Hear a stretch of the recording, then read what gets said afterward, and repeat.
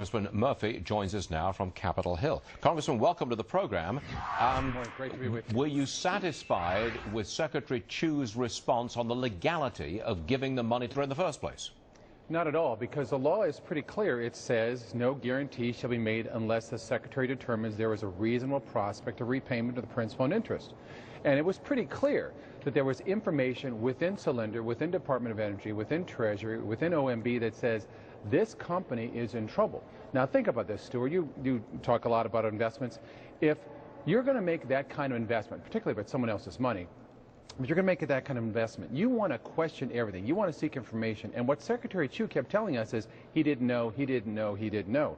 Then when other people start telling you there are problems, listen. And when other people tell you the only way they're going to give more money to this faltering company is if you lose and they win, then it's time to walk away. And with all that, it became pretty clear to me from what the Secretary was saying that they didn't think that there was any chance this company was going to pay anything back, and that's when it breaks the law. I was watching the Secretary's performance, and I thought he came back as strongly as he could, given some pretty sharp-edged questioning from you and others. But the impression I got was this man is an academic, and that is where he is truly comfortable, in the theoretical realm, but he finds himself in the position of running America's energy industry. And I think he was somewhat uncomfortable in that role, even though that is the role he's got.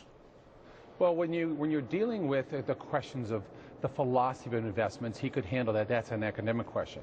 When you're talking about the actuality of following the law, I think this is where his testimony fell apart. It was rushed, it was reckless, and it was perhaps political. He would talk about the importance of having these jobs, the importance of competing with China, the importance of solar industry. That's not what the law is about. And what I was asking him is when the law says you can't give money if you don't think they're going to pay it back, where is the law that says you can bypass this law? And he answered that question. Well, if you're not satisfied with his response on the legality issue, where do you take it from now? Well, one of the problems is it would be important to have the Attorney General raise questions and basically say the contracts are void.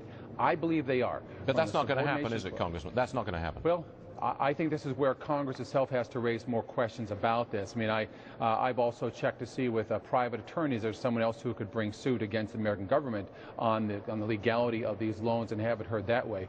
Stay tuned for that issue as well.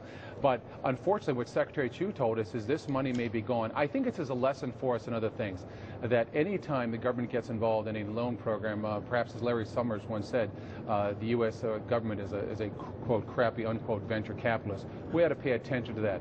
Loans for things that are critical for the existence of American energy infrastructure is one thing, but dealing with this as a way of satisfying someone's interest to develop some companies, perhaps for political reasons, that has to end, because those, sir, are earmarks, and we agree that those aren't going to work.